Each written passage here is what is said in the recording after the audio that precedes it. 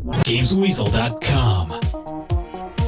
Review. Since Mortal Kombat first hit the consoles and arcades with its digitally captured actors when I was a teenager, it's undergone many different forms in tons of sequels. Here in 2011, the game's just called Mortal Kombat again, which suggests going back to basics in terms of what made it good in the first place. Fighting games aren't known for having great stories, but story mode here is a bit different and it works very well. Revisiting the storylines of MK1, 2 and 3, you fight in the tournament to stop Shao Kahn's minions winning fights and eventually taking over the Earth realm. You play as many different characters as they travel about and get into fights as they encounter other fighters along the way. There are no loading screens and the action seamlessly integrates with the cutscenes, which sort of gives it the feel of an 80s Jean-Claude Van Damme movie. Cheesy, but quite good fun at the same time. So what's the combat like? Well, it's 3D characters fighting on a 2D plane and it does play just like old times, which isn't a bad thing. Kicking and punching feels weighty, and the new X-ray graphics mean you see right into people's skulls when you do a special move on them.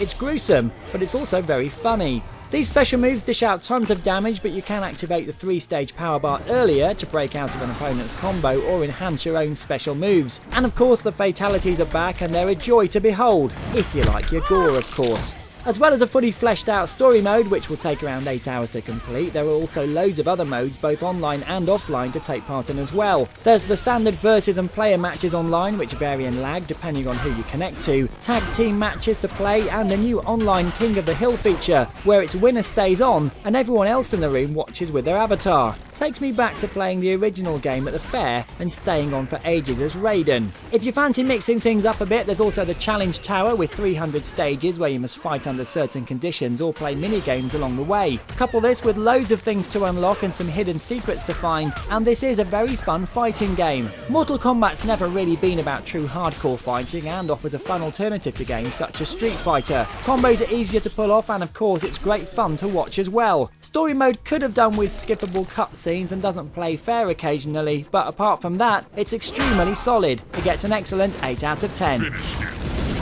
You've been watching a review from Gamesweasel. If you want to get the show each week, which includes video game reviews, news, previews, competitions and special features, then head over to Gamesweasel.com for our video podcast, Gamesweasel TV. Gamesweasel.com.